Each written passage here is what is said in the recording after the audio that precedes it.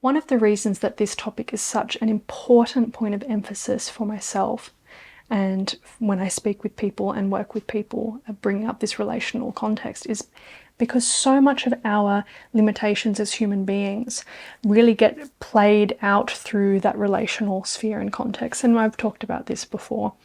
Even astrologically looking at the house wheel, the natal chart, the 1st and the 7th house being these two fundamental points of shift, where one come in as the self or the soul purpose, and 2 come in as the relationship with the other, or the dweller on the threshold, and the interplay between those two different forces. So when it comes to understanding Libra and relationship, it has a lot to do with this piece of psychic balancing and the creating of wholeness within the human psyche, and then esoterically really leading that into the Uranian quality of freedom, the revolutionary spirit, which comes through a recognition of the spirit and an anchoring of that spirit into form. So there's a few abstract ideas in there, but it basically boils down to this. You can be as spiritual or knowledgeable as whatever you think is the case, but when it comes to the relationship with another person at this intimate level, that's where you're going to see all these hooks and limitations come up. At least when you're approaching living life with consciousness and you're coming together with that intentionality.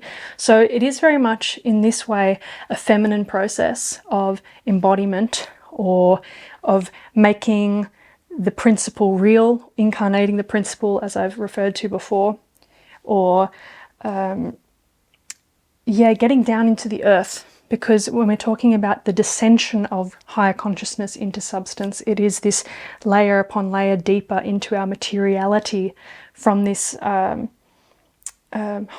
end of the spiral, where it's that part of that scorpionic process. And of course, we've just had the 8th house video where we speak of that intimacy, or the coming together of the opposites. So it's multiple different angles. We can talk about the soul and the individual personality itself and that dynamic. But I've just found that the support that comes through this working with a soulmate partnership, or coming together with this intentionality, is such an intrinsic part of being able to actualize and being able to deepen in a way that's just so much faster. It's so much faster than if we were just working on our own. So let's cover then some of the basics with the interplay of the opposites. So for one, the feminine part, or the woman, is always going to be placed slightly closer to the earth, as by virtue of her essence physiologically. So what this looks like then is that a woman, or the feminine principle, or women generally, are so often a mirror to the consciousness, if we're seeing consciousness here as a masculine component. So the great weakness of consciousness as a masculine component is often either the misuse of penetration, where you get the tyrant or the bully or the control, or the impotency. And really they're two sides of the same coin, because someone who seeks to have power over is fundamentally compensating for an impotent quality at some level of their being, right? That's why there's a need to squish reality like that, and that's where you get the negative animus, or the negative father complex, for instance. So with the feminine then, there's a mirroring to that impotency, or whatever is the limitation within consciousness. So what this means, or if we go abstract for a moment, if spirit is the purpose and the what, then the feminine is always going to be how to make that come about.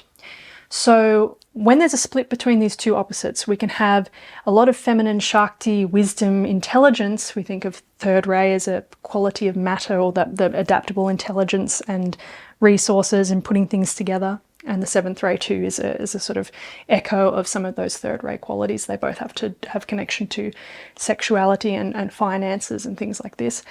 This feminine principle, when it's moved away from consciousness, or doesn't have that piece of deeper purpose, or the sacrificial impulse towards the unity of all, it can be selfish, or let's say a manipulation of all of that instinctual wisdom, where you get shadow feminine qualities of the deceiver or the manipulator, or psychologically the real negative mother quality is a shaming energy. You're a terrible person. And we see in the case of serial killers, for instance, so often their mothers were that shaming force to them as young men, and then eventually something happens where they, we discussed this in the 8th house video, where they turn over and then they kill their mothers, or they become murdering of the feminine principle, where psychologically that would kind of need to happen, where you'd need to kill, so to speak, the that negative feminine. But in any case, it's an extreme example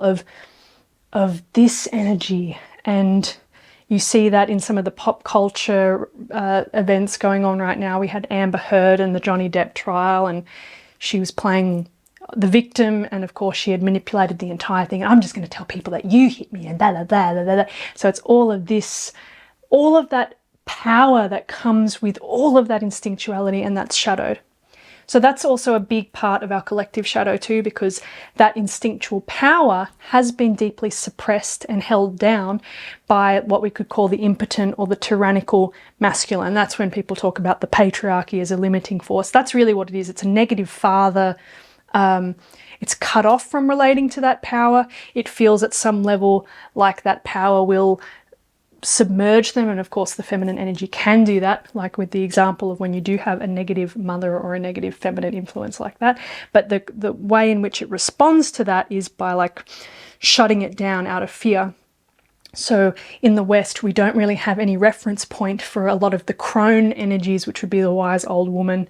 We have the fairy tale figures like Baba Yaga, who are kind of, they're almost villain-like, but they're not. And often in these fairy tales, the heroine who's overcoming a problem has to go and work with the Baba Yaga for a while. So there's this kind of confrontation or this absorption she has to do with these deep instinctual wise energies. I think one of the best examples we have of this mature crone feminine energy in a pop culture reference is actually the Oracle from the Matrix series, the lady who played her before she unfortunately passed and couldn't play her in the 3rd film.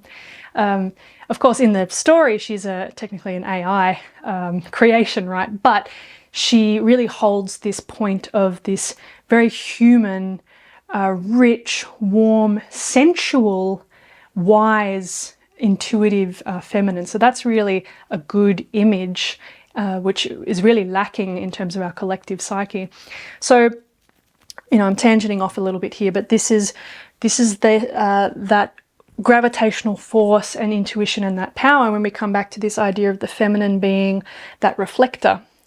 Right, so it's when it comes to the relationship, what we find at a certain point, and I say that because sometimes you can have like a really Animus possessed woman and the man might be a little bit more connected to the feminine pole. That can happen. But even in such a case, there will be a point where it tips over and the essences start to actualize a little bit more.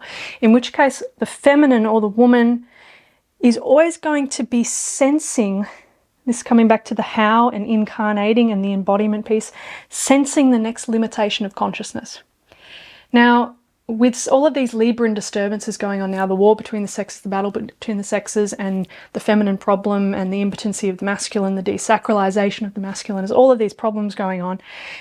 What I see with women so often is, due to their own masculine problem, they're not very good at relating and then mediating with these often intuitive impulses that they are getting. So that could look like starting to sense something that needs to happen, where let's say the man is, she can feel him moving away or pulling into an arrogance, which is a quality, like limited masculine or shadow masculine traits, always going to be that direction. So it's arrogant knowing, it's coming up to the tower where it's unrelated, it's I know this, I know that, but it's away from the ground of actual incarnated wisdom or real knowing, where it becomes inflated and therefore impractical and fundamentally impotent once again. So when a woman can sometimes sense some angle in the man, there's a limit there. What can happen is she'll lash out or go passive aggressive, or she'll have trouble even just communicating it, especially if it's not coming out in an obvious conflict, which it can do plenty of times, but sometimes it's just something she can sense. And often what happens is love quarrels are the same all over the world, okay? But often what happens is when a woman brings that reflection of, why are you not here? Or I can feel you away, or you're distancing. So often the man is completely confused. He's like, what do you mean? I'm asking you how you are. Like, it's old story that plays out all the time. And it's because she is seeing and sensing something at a deeper level, and he's cut off from that. So this is where the clash happens. But in part of this maturation of our relating capacity, this is when we can master this process, then like, for instance, if he can drop his pride and arrogance, or whatever the unconscious reaction is in him against his own pain, because usually if he's pulling into that, there's something else down here which is insecure or feels threatened or unsafe or whatever. So the feminine principle is always trying to bring wholeness and inclusion, and that means including everything within your own human psyche. That's what that looks like. This is why it's an urge towards wholeness, and why it comes together in this connecting piece. And of course, Venus is the exoteric ruler of Libra, and even with Uranus as the 7th rate, is a coming together of these different opposites, right? So consciousness has to come down, and when the man can confront whatever it is that he's pulling away from in himself, that's equal to him relating to his own inner feminine subjectivity, you see? And in that, if he can become whole in that, then he deepens in himself, he becomes more mature, and then that's reflected also in the capacity for the relationship to come together in a new way. And this is where the relationship, figuratively speaking, dies and is reborn again, and we mature as human beings through that process. Now, a lot of people relate in relationships where it's not, they're not necessarily doing that, or they stay at the same level because they're not mediating with the unconscious. And the reality is that the more your consciousness matures, the more capable you are, the more sacrificing you are, the more of an urge towards universality. Now talking about sort of initiatory or metaphysical terminology here, that when we're moving with the soul, it's greater forms of love. When we're moving with greater forms of love, then we have greater need to take responsibility for everything in our lives. And then as we get more and more capable of that, we have more sphere of influence and control. And so this is that, like, going into substance and into power. And if we think about the way in which spiritual people, generally 2nd and 3rd rate type of people, are often not good with money, or there's often a problem with the monetary piece, or, and of course, as I said 3rd ray, but 3rd ray can be the ray of finance and managerial, but I guess I'm talking more abstract philosophical types, right? But it's too up here still, and so there has to be this bringing downward, and part of it is having to deal with the consequences of our recent epoch in human history of being cut off from this relational principle that is the way in which we relate to nature, matter, and the feminine. Because when we actually come down, like the other question would be, why are we pulled up from her? Because when we go down, then we have to reassociate with all the pain that's there. And that is all of the things where the human personality has developed in a way to dissociate from meeting those things. So this is why we're talking about working with greater levels of force or power in the positive sense, but we need to be, as much as we're expanding out here, we also need to be going down here, because this is where the integrity is found. We look at nature.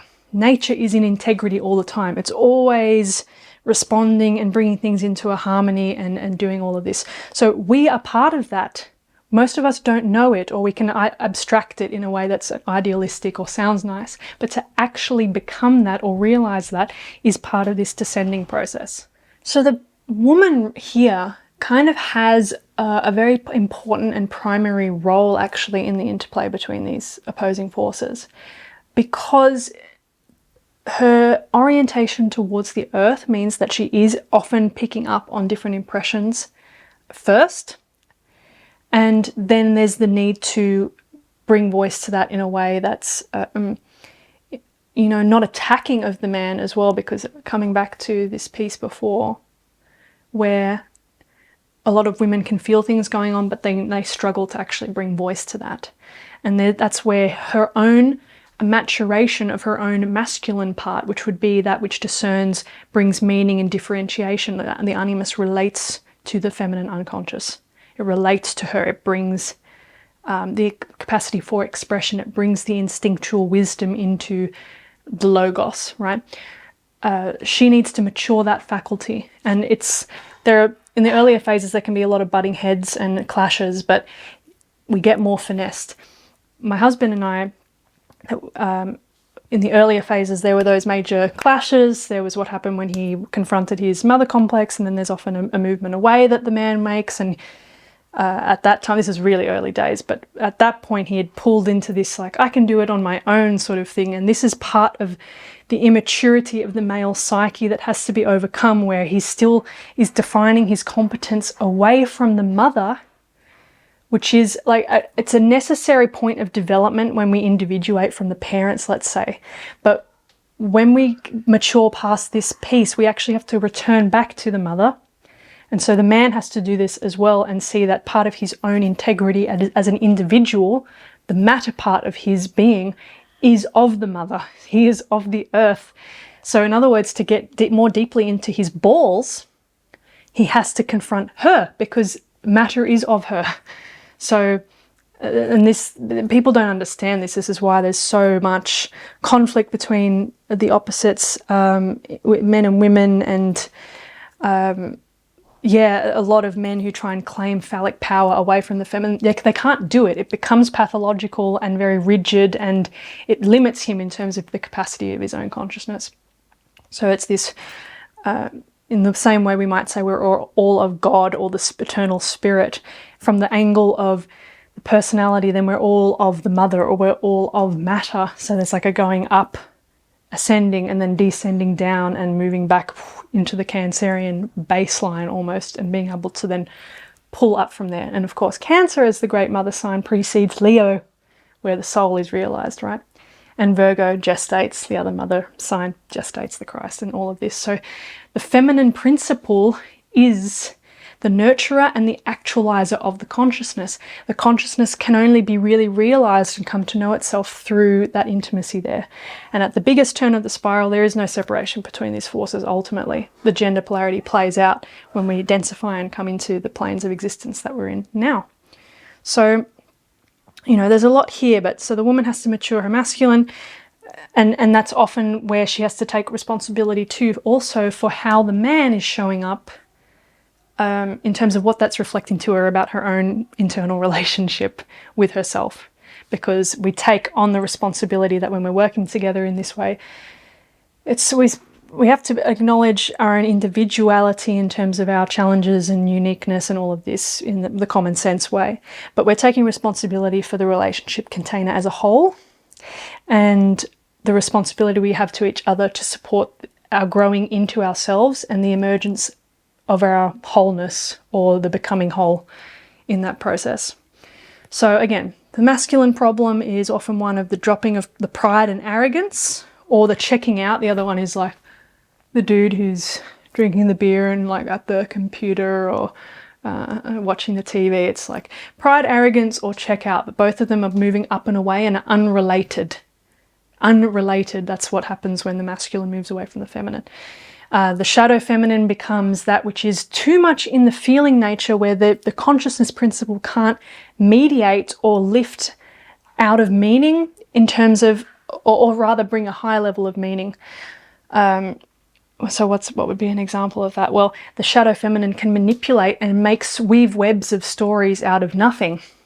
So that would be that misuse of the emotional nature, where rather than maturing our relationship to feeling, to really sense what is going on in reality and become more objective, it's rather that I have some kind of instinctual reaction based on something that I'm not conscious of in myself, and then I make a big drama out of that. This is why we get the drama queen. And of course, men can be prone to being drama queens too, but we would say in that case, it's still an anima problem. His anima is possessing him, or his mother complex is taking over. So the masculine brings objectivity from this like higher up sense, but it needs to be applied down. So, okay, I'm feeling this. Is that actually, what does feeling this mean? Is this me just having an insecurity? Am I reacting to something that he's doing? So you have to be able to go into that investigation. And so that mercurial principle of investigation or inquiry, right, is a principle of consciousness, and therefore it's a delving into that. And so that's where this interplay between these oppositional forces happens. And yeah, so there's a lot here in this teaching, and coming together in this way, as I say, is really a really great way to speed things up. It is that place where we have that mirror that is the 1st and 7th house point of expression or actualization is where we have this mirroring thing and where we have our complexes, and the relationship. So often our personal relationships bring those facets of our psyches up, and where we get to bring the psyche into wholeness in a real way. And when I'm speaking about this, it's very much exoteric in the way that it's psychological. So we're talking about the individuation, the Jungian sense of the personality. But in terms of the relationship with the soul, you need an individuated and solid personality. Otherwise, you're astrally still potentially corruptible. Because you can have your great soul mission, you can have your head centers activated, and you can sense purpose and meaning and where you're meant to be going. And let's say you get with a group of people with a similar goal, but then all of a sudden the shadow comes up, and then you got the anima problem, then your mother complex comes up, and then the whole thing moves away. And this is why esoteric groups fail. This is why well-meaning efforts, let's say of the UN, for instance, become corruptible and disintegrate. This is how dark forces are able to get in. They sneak in through the personal shadow. And so we need to then be able to overcome the limits of, let's say, the negative Saturn as like the warped, controlling, limited consciousness, paternal consciousness, or let's say the shadowy power structures of the world or something. It's like the resolution to that is tapping into these deep instinctual energies which bring about one's grounded and earthly connection to reality, where they can see all the way down. And that's the Kali energy. I've had several dreams where there would be an Animus sorcerer type figure up in a tower, again up and unrelated. You think of Saruman, right, in Lord of the Rings, although Sauron's also like up, right? But it's up and unrelated, and, you know, kind of judging humanity and manipulating and all of this. So I'd have a dream with something like this going on, and then the way to break out of the spell would be this occupation of a Kali type of energy.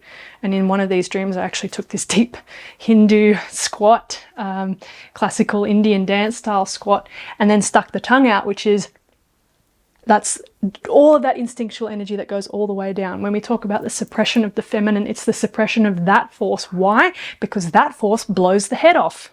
The head being symbolic of the limitations in consciousness, the ringed consciousness. The negative shadow consciousness, which restricts, controls, limits, rigidifies. You get what I'm saying? It blows that off. That's why in the Hindu imagery, she has a necklace of heads, right?